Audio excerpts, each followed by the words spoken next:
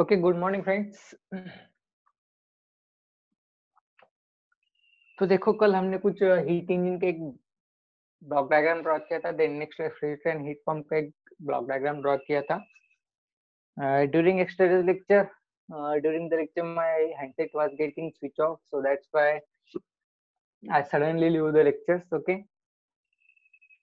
so sorry for that. Now, yesterday's 2 points. First one is heat engine, second one is heat pump or refrigerator. Okay, on these two block diagrams there was second law of thermodynamics is base. Okay, second law of thermodynamics is completely consists of these two block diagrams. Okay, if we understand these two diagrams, then we have to easy way to understand second law of thermodynamics. Okay, अगर आपको ये दो block diagrams या फिर दो phenomena अगर आपको समझ में आते हैं, तब आपको इजी होगा second law of thermodynamics use करने के लिए। ओके, तो देखो एक बार मैं फिर से एक्सप्लेन कर दूंगा हीट इंजन वर्क कैसे करता है, रेफ्रिजरेटर वर्क कैसे करता है, and then next we will go for the second law of thermodynamics. Okay, तो देखो फर्स्ट हमने किया था heat engine. Okay, heat engine हमने एज्यूम किया था। हीट इंजन के लिए हमने क्या किया, यहाँ पर एक वर्किंग सब्सटेंस रख दिया। ओके, अब हम यहाँ से हीट सोर्स से हीट यहाँ पर प्रोवाइड कर रहे, Q1 हीट हमने प्रोवाइड किया। अब वर्किंग सब्सटेंस क्या करेगा, ये वर्किंग सब्सटेंस क्या करेगा, जितना हीट हमने प्रोवाइड किया है वो पूरा हीट वर्क के अंदर कन्वर्ट नहीं करेगा। क्या नहीं होगा, यहाँ पर पूरा हीट वर्क के अंदर कन्वर्ट नहीं होगा। कुछ हीट क्या होगा, वर्क के अंदर कन्वर्ट होगा। बाकी का बचा हुआ हीट क्या हो जाएगा, सिंक की तरफ चला जाएगा। सिंक की तरफ चला जाएगा मीन्स ये क्या करेगा, इस सब्सटेंस से क्या करेगा, बाहर रिलीज कर देगा हीट। ओके, तो यहाँ पर इसका मतलब क्या है हीट इंजन का, इस यूनिवर्स में ऐसा कोई भी मशीन नहीं, ऐसा कोई भी डिवाइस नहीं है जो पूरे हीट को कंप्लीटली वर्क में कन्वर्ट कर सके। Means all form of heat should be converted into all form of work. Okay, it is not possible to have 100% efficiency. Okay, 100% efficiency means what, अगर आपने जितना हीट यहाँ पर प्रोवाइड किया है उतना हीट अगर आपका सॉरी जितना हीट आपने प्रोवाइड किया है उतना ही अगर आपका वर्क ऑब्टेन हो रहा है, तो इसका मतलब आपका मशीन का जो इफिशियंसी है वो 100% है।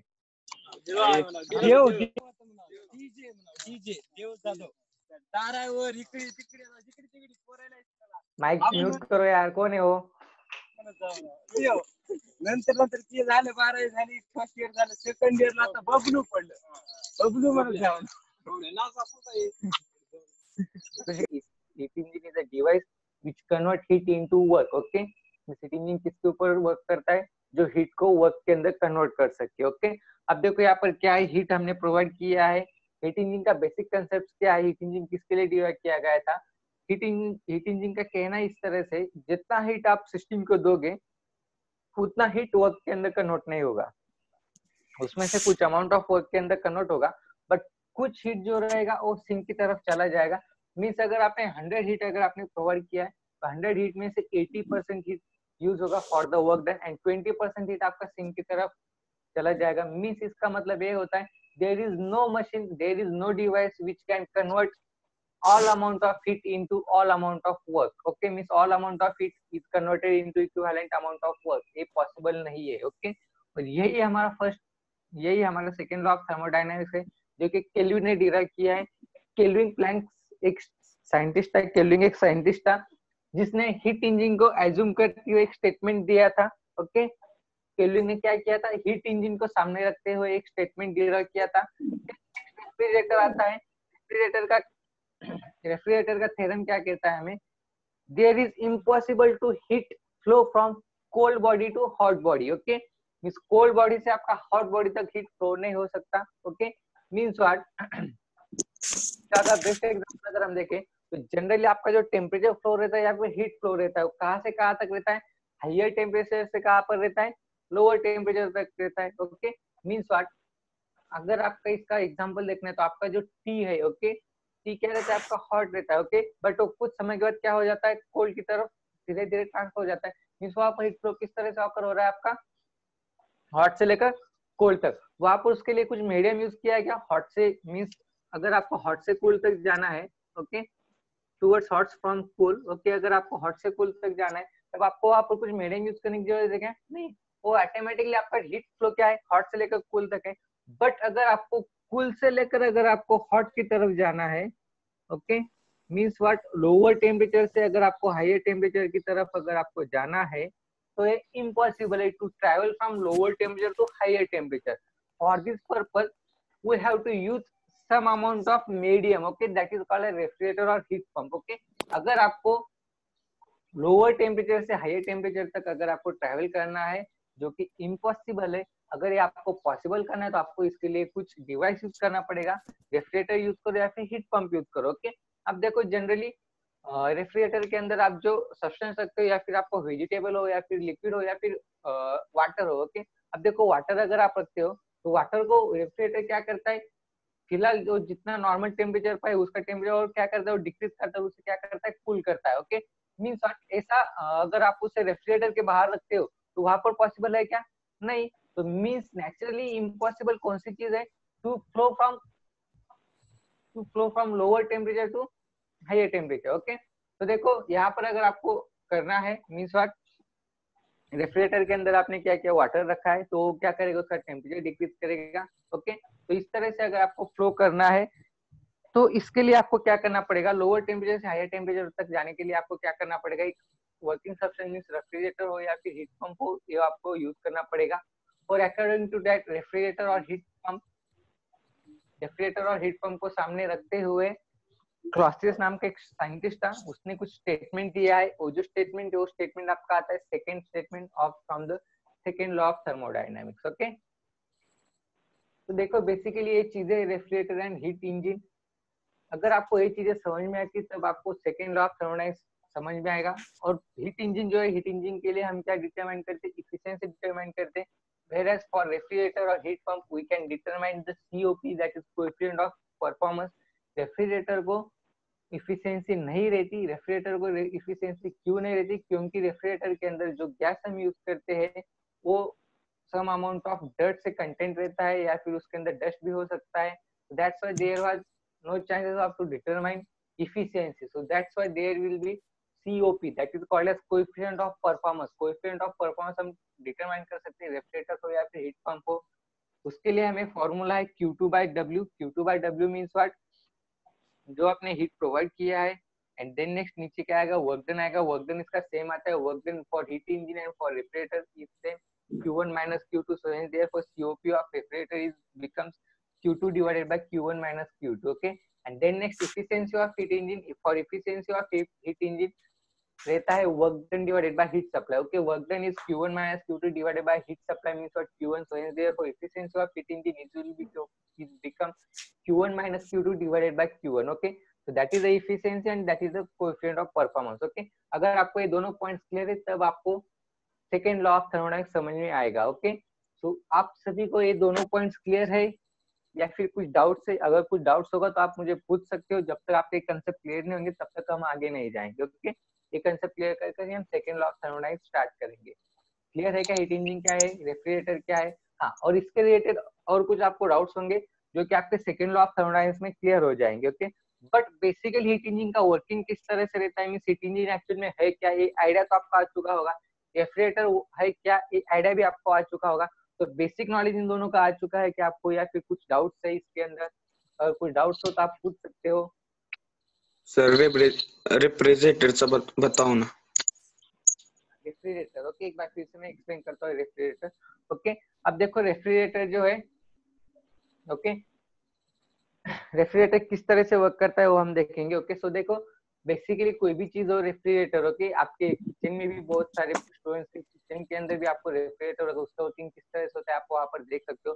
मीन्स वो किस तरह से करता है, आपका जो टेम्परेचर है वो टेम्परेचर क्या करता है, वो कूल करता है. ओके, तो वही बेसिक प्रिंसिपल यहाँ पर यूज किया है. सो देखो यहाँ पर वर्किंग सब्सटेंस है, यहाँ पर कोल्ड रिजर्वायर दिया है, यहाँ पर सोर्स दिया है. ओके, सबसे पहले क्या होगा, कोल्ड रिजर्वायर से हीट सोर्स से यहाँ पर हीट दिया जाएगा. ओके, सोर्स से हीट दिया जाएगा. Okay, then next, okay, cold reservoir से हीट लिया जाएगा, उसके थ्रू कुछ वर्क डन किया जाएगा, जो बाकी का जो हीट रहेगा वो हीट सोर्स की तरफ चला जाएगा. और यहाँ पर T1 is always greater than T2. Okay, so T1 कहाँ पर आएगा, T1 यहाँ पर आएगा, सोर्स का टेम्परेचर आएगा T1 and T2 cold reservoir आएगा. सो T1 is always greater than T2. Okay, तो इसके अंदर ज्यादा कुछ कंफ्यूजन वाली बातें नहीं है, जितना आपको ब्लॉक डायग्राम दिया है उतना ब्लॉक डायग्राम आप याद रखो, आपके लिए बहुत है, मोर देन सफिशिएंट है। ब्लॉक डायग्राम भी अगर आपने याद रखा एंड देन ये ब्लॉक डायग्राम के बाद COP is equal to Q2/W, वैसे फॉर्मूला याद रखो। बाकी इनका वर्किंग प्रिंसिपल सेम ही है, दोनों का वर्क डन भी सेम आता है, Q1 - Q2 जो हीट इंजन का है वही रेफ्रिजरेटर का आता है। ओके क्लियर है। और Yes. रेफ्रिजरेटर जो रेफ्रिजरेटर आपको रेफर किया गया था for the clauses statement. Okay refrigerator assume किया गया है फॉर द क्लॉसेस स्टेटमेंट। जब हम क्लॉसेस स्टेटमेंट क्या है वो देखेंगे तब आपको और ज्यादा क्लैरिफिकेशन मिल जाएगा। And then heat engine refer किया गया था केल्विन प्लैंक स्टेटमेंट को। ओके क्लियर है दोनों चीजें। Okay, sir.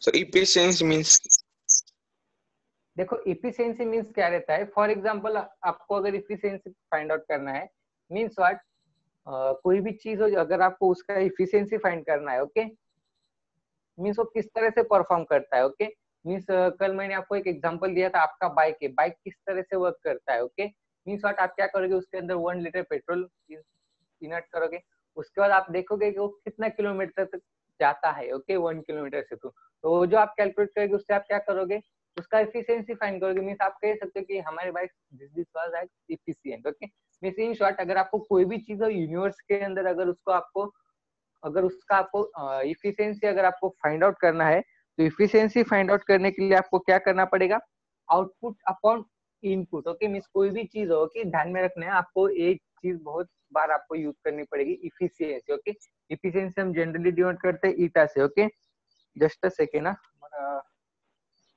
डस्टर कहाँ गया।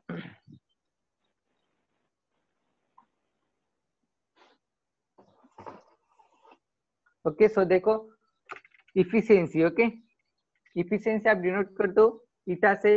ओके अब इस इफिशियंसी अगर आपको फाइंड आउट करना है कोई भी चीज हो तो आपको क्या फॉर्मूला है, output upon input. Okay means कोई भी ऑब्जेक्ट हो जिसको आप इनपुट दे रहे हो, उस इनपुट से आपको डिवाइड करना पड़ेगा जो आपको आउटपुट मिल रहा है उसको। ओके तो उससे आपको क्या मिलेगा, आपका जो डिवाइस है, आपका जो मशीन है, उसका आपको इफिशियंसी मिल जाएगा। ओके ये होगा इफिशियंसी। ये फॉर्मूला ध्यान में रखो, आउटपुट अपॉन इनपुट बहुत सारी जगह पर आपको 11 12 के अंदर बहुत सारी जगह पर यूज करना पड़ेगा, फिजिक्स के अंदर, केमिस्ट्री के अंदर, इवन दो बायोलॉजी के अंदर भी इसके ऊपर एक कंसेप्ट है। ओके आपको जब एज का जो पॉइंट आएगा एज ग्रुप का, ओके तो वहां पर आपको एफिशिएंसी कैलकुलेट करना पड़ता है। ओके शायद इस वक्त आपके सिलेबस में है या फिर नहीं मुझे पता नहीं है, बट बायो के अंदर भी रहता है। ओके टेक्निक्स मैथमेटिक्स के अंदर तो बहुत बार यूज करना पड़ेगा।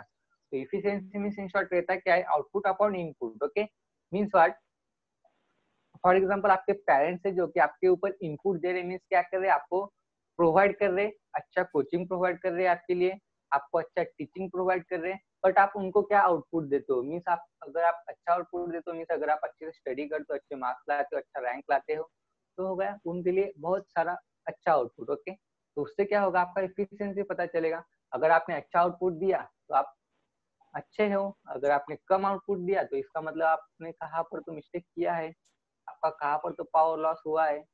ये होता है इफिशियंसी। ओके और इफिशियंसी अगर आपका कोई भी अगर आपका डिवाइस हो या फिर कोई भी आपका मशीन हो, अगर इफिशियंसी आपका लो आता है, लोअर इफिशियंसी अगर आपका आता है तो इसका मतलब है आपकी मशीन के अंदर कहीं पर तो है जहाँ पर आपका फ्रिक्शन हो रहा है, पावर लॉस हो रहा है, एनर्जी लॉस हो रहा है। मीन्स आपका फ्रिक्शन हो रहा है, एनर्जी लॉस हो रहा है, उससे क्या होता है आपका इफिशियंसी कम होता है। ओके मीन्स वहां पर आपको ज्यादा अमाउंट ऑफ हीट लगता है या फिर एनर्जी लगता है, जिसकी वजह से आपका एफिशिएंसी लोअर हो सकता है। ओके इतने पॉइंट्स याद रखो एफिशिएंसी के regarding. Okay less the friction more the efficiency we can obtain. Okay clear है,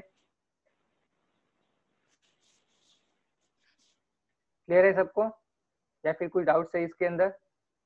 clear, sir. ओके तो ठीक है, नेक्स्ट आपका पॉइंट है, बहुत इंपॉर्टेंट पॉइंट है, that is the second law of thermodynamics. Okay just a second में हमारा जो डस्टर है वो देखता हूँ। हाँ ओके देखो सेकेंड लॉ ऑफ थर्मोडायनामिक्स बहुत इंपॉर्टेंट चीज है। सर हाँ बोलो। रोहन का कुछ आया comment, no sir. Just a second देखता हूँ मैं।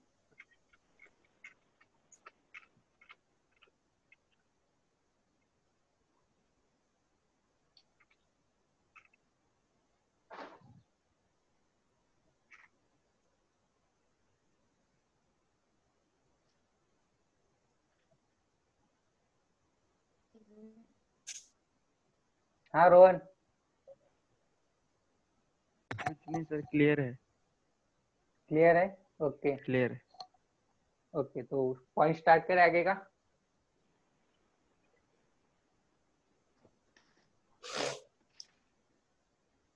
Okay, second law of thermodynamics. Okay, हाँ बोलो।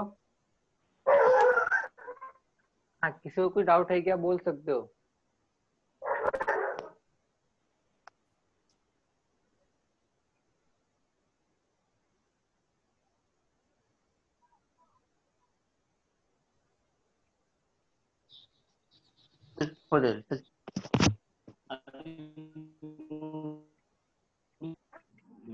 Yes, Harish, do you have doubt? Hello, Harish, you on your microphone. Okay students, यहाँ पर ध्यान दो, सेकेंड लॉ ऑफ थर्मोडायनेमिक्स हम देखेंगे।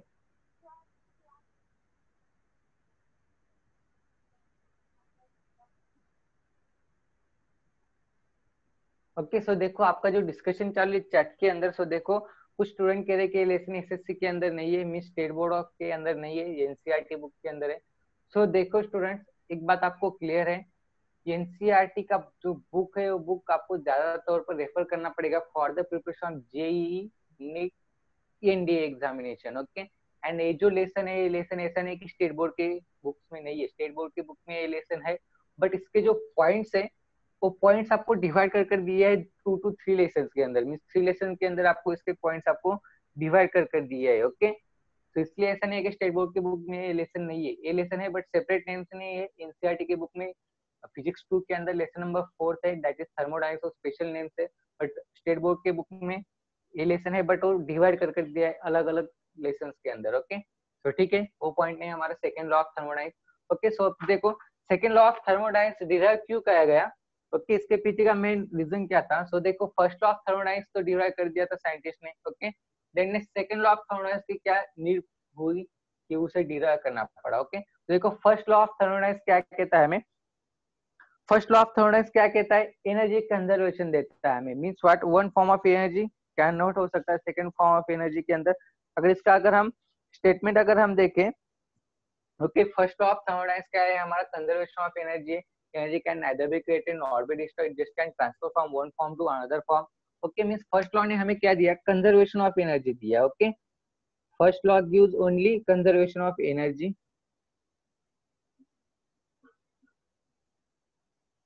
Conservation of energy. Okay, means first law ने हमें क्या कहा कि एनर्जी कन्वर्ट हो सकता है from one form to other form, और ये एनर्जी क्रिएट नहीं हो सकता और डिस्ट्रॉय नहीं हो सकता। ओके, बट फर्स्ट लॉ ने सिर्फ यही कहा कि एनर्जी कन्वर्ट हो सकता है, बट फर्स्ट लॉ ने ये नहीं कहा कि whether the process is possible और नॉट पॉसिबल। ओके, क्या नहीं कहा फर्स्ट लॉ ने, whether the process is possible और not possible. Okay, means first law failed to clarify, first law failed to clarify whether the process is possible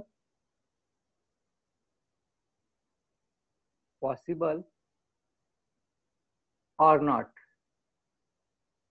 means what, first law कहां पर fail हो गया, वो एक clear ही नहीं कर पाया कि आपका जो प्रोसेस है प्रोसेस पॉसिबल है या फिर नहीं। उसने सिर्फ स्टेटमेंट किया, energy can neither be created not be destroyed, it just can transfer from one form to other form. Okay, mike mute करो, कौन है यार वो। ओके, सो देखो conservation of energy. Okay, conservation of energy क्या कहता है, energy can neither be created not be destroyed, just can transfer from one form to other form. Okay, but उसने ये नहीं कहा कि whether the this process is possible और not. Okay, इस फर्स्ट लॉ ने ये सेटिस्फाई नहीं किया कि आप जो बोल रहे हो एनर्जी कंजर्वेशन होता है, बट एनर्जी कंजर्वेशन कहाँ तक होता है और ये प्रोसेस पॉसिबल है या फिर नहीं है, ये उसने क्लियर ही नहीं किया। ओके, तो that's why second law of thermodynamics derive हो चुका है। ओके, अब सेकंड लॉ ऑफ थर्मोडायनेमिक्स क्या कहता है, ओके, आपने जो वर्क किया है वो वर्क आप क्या कर सकते हो, हीट के अंदर कन्वर्ट कर सकते हो, means all form of work can be converted into heat, but all form of heat cannot be converted into work। okay, means what, अगर यहाँ पर हम देखें तो फॉर एग्जाम्पल अब देखो यहाँ पर ही, फॉर एग्जाम्पल अब यहाँ पर देखो यहाँ पर वर्क डन हो रहा है, ओके। नीचे मैं क्या कर रहा हूँ, दो मेरे हैंड से सरफेस है वो क्या कर रहा हूँ, मैं रफ कर रहा हूँ on to one another, okay. सब देखो मैं जब यहाँ पर हैंड रफ करता हूँ, ओके, जब मैं यहाँ पर फ्रिक्शन करता हूँ दो हैंड्स के बीच में, दो सरफेसेस के बीच में, तो यहाँ पर क्या हो रहा है, वर्क प्रोड्यूस हो रहा है। अब ये जो वर्क प्रोड्यूस हो रहा है, तो वर्क प्रोड्यूस होने की वजह से यहाँ पर क्या हो रहा है, हीट जनरेट होगा। During the winter season we applied this phenomena, okay. अब जब हम दो हैंड सरफेस को जब हम रफ करते हैं एक दूसरे के ऊपर, तब वहां पर क्या होता है, वर्क ऑकर होता है, और वर्क ऑकर होने से क्या होता है, हीट प्रोड्यूस हो रहा है। अब इन दो सरफेस के अंदर जो हीट प्रोड्यूस हो रहा है, हमने क्या किया, वर्क किया, वर्क करने के बाद हीट प्रोड्यूस हुआ, ओके। बट अब जो वर्क करने के बाद जो हीट है आपका, अब ये हीट आपका फिर वर्क के अंदर कन्वर्ट हो सकता है क्या, नहीं। जो हीट प्रोड्यूस हुआ है वो हीट फिर से वर्क के अंदर कन्वर्ट हो सकता है क्या, नहीं हो सकता। तो सेकेंड लॉ ऑफ थर्मोडायनामिक्स क्या कहता है, work can be converted into heat, okay, work can be converted into heat but heat cannot be converted into work, okay। means what, first law जहां पर फेल हुआ वहां से ही आपका सेकेंड लॉ क्या होता है, स्टार्ट होता है, ओके। तो देखो इसके लिए बहुत इंपॉर्टेंट स्टेटमेंट आपको याद रखना है क्या, all form of work can be converted into heat, all work can be converted into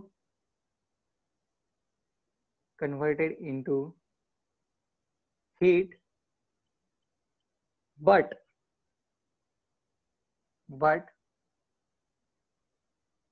all heat cannot be converted into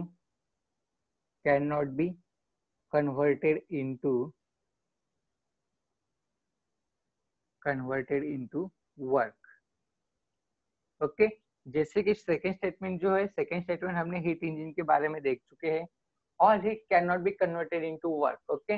देखो second statement, second law of thermodynamics क्या कहता है, all work can be converted into heat, ये possible है, but जो heat हमने produce किया है, ओके, उसे हीट को फिर से वर्क के अंदर कन्वर्ट करना ये इम्पॉसिबल है।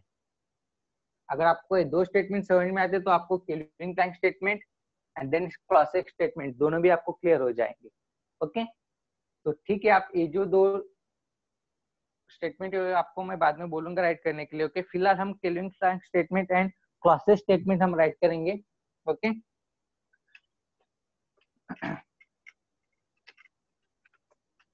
अब देखो second law of thermodynamics is generally basically based on two statement, that is first is Kelvin Planck statement and second one is Clausius statement, okay. So first हम राइट करेंगे Kelvin Planck statement.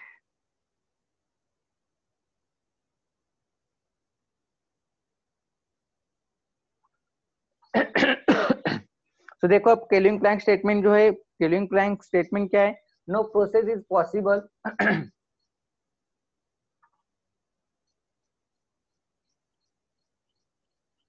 no process is possible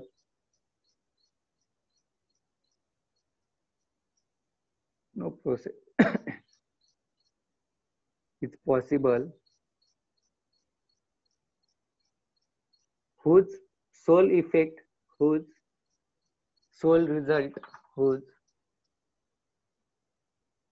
sole result, whose no process is possible, no process is possible whose sole effect, it double हो गया I think, okay, no process is possible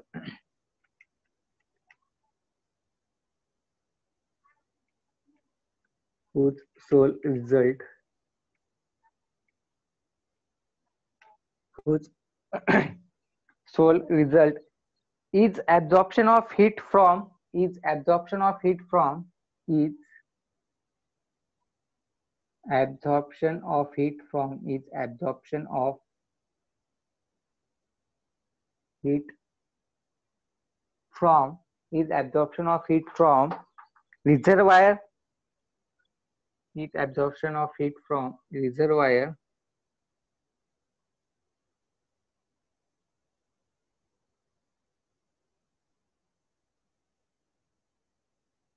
reservoir, and complete amount of heat cannot be converted into complete amount of work. Okay, and complete conversion of heat into work. Okay, and complete amount of heat is converted into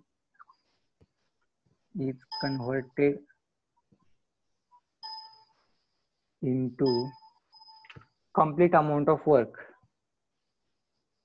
Complete amount of work is impossible.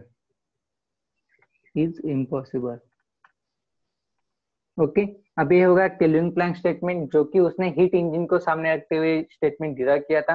Then second एक scientist है जिसने Clausius नाम है उसका, उसने क्या किया, refrigerator को सामने रखकर एक स्टेटमेंट दिया था। ओके, तो क्लॉसियस स्टेटमेंट हम राइट करेंगे।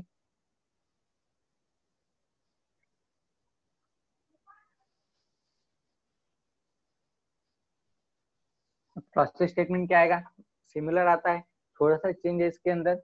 No process is possible, no process is possible whose sole result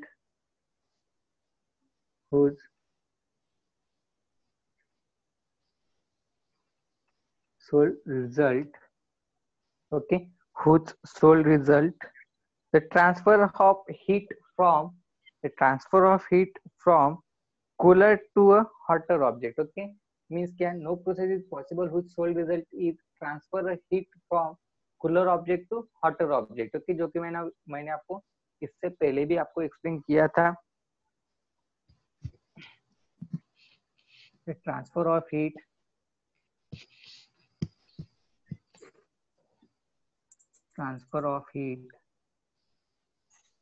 from cooler to hotter object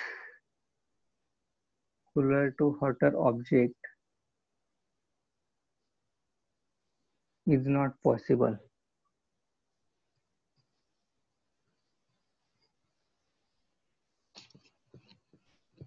okay, अब देखो दो स्टेटमेंट हमने यहाँ पर राइट किए हैं।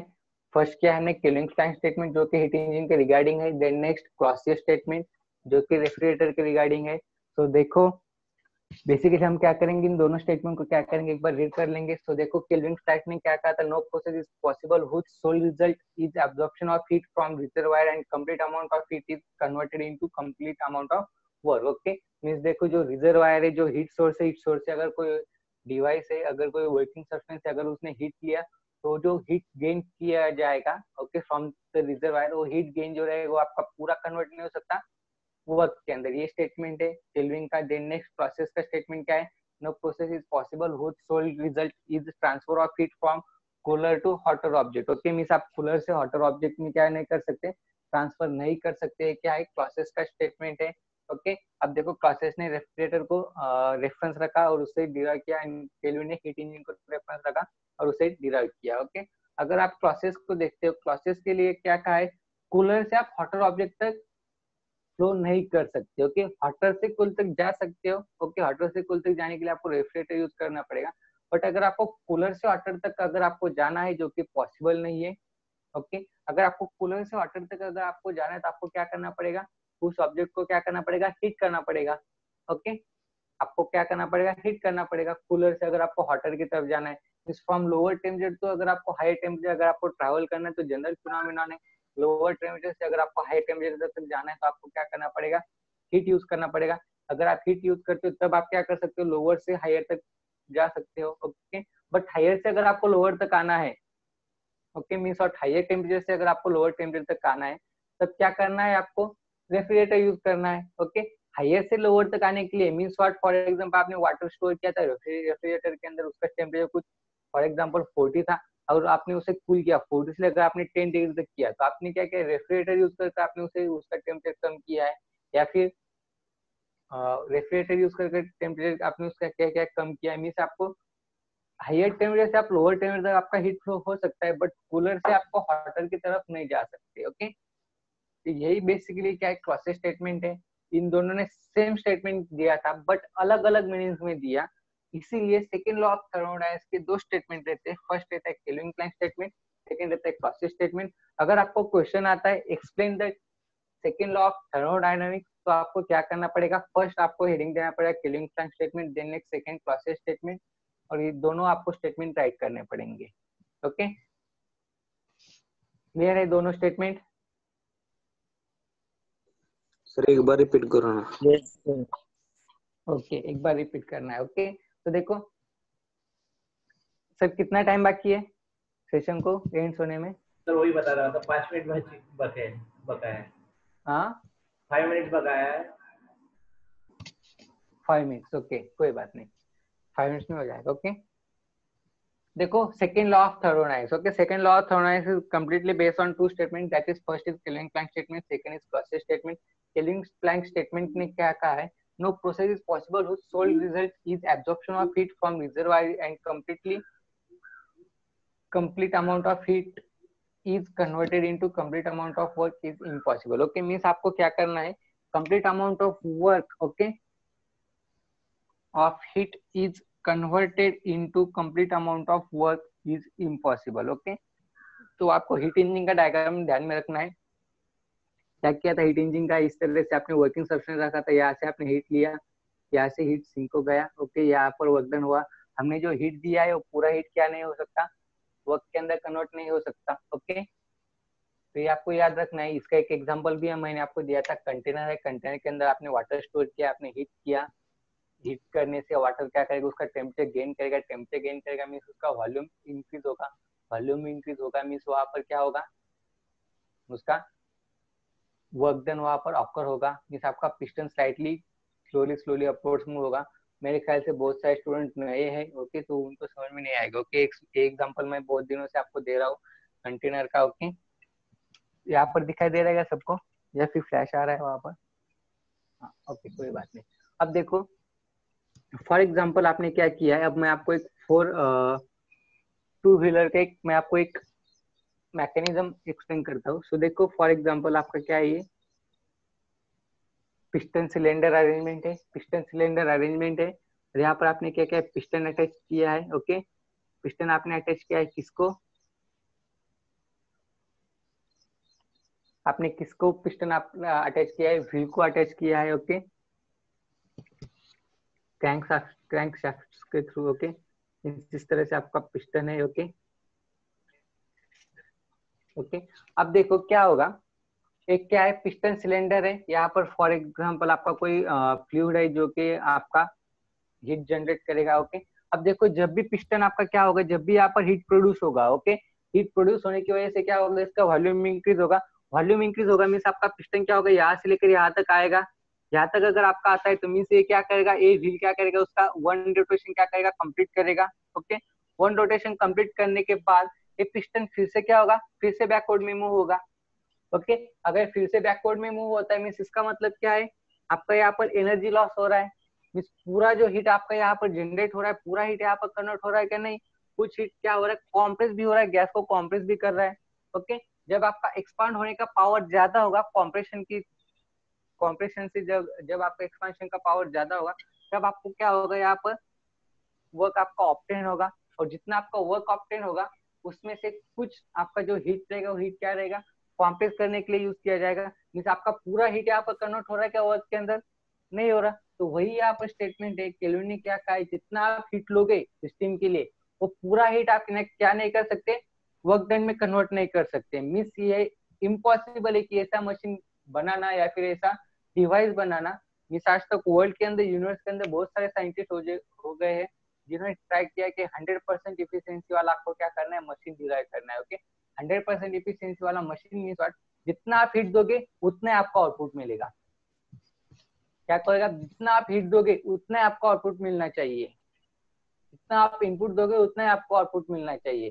तो बहुत सारे साइंटिस्ट ने ट्राई किया बट ये इम्पॉसिबल है to construct engine whose all input is converted into all output. Okay, means जितना आप इनपुट दोगे उतना ही आपका वर्क डन मिलेगा, ये इम्पॉसिबल है। ओके, मींस बेसिकली क्या कहते हैं Kelvin Planck statement, is impossible to complete amount of heat is converted into complete amount of work, means जो हीट आपने गेन किया है वो आपका पूरा वर्क डन के अंदर कन्वर्ट नहीं हो सकता है, इम्पॉसिबल है. ओके, देन नेक्स्ट क्लासेस ने क्या कहा है, क्लासेस ने कहा there is no process is possible whose sole result is transfer of heat from cooler to hotter object. Okay, means ऐसा कोई भी डिवाइस नहीं जो कि हीट को ट्रांसफर कर सकता है कूलर से लेकर हॉटर तक. ओके, ये प्रोसेस क्या है, इम्पॉसिबल है. इसके लिए आपको इम्पोर्टेंट क्या है, transfer of heat from cooler to hotter object. Okay, means आपको क्या करना है, हीट ट्रांसफर नहीं, ट्रांसफर क्या करना है, कूल से हॉटर तक ऑब्जेक्ट को हीट से आपको क्या करना है, ट्रांसफर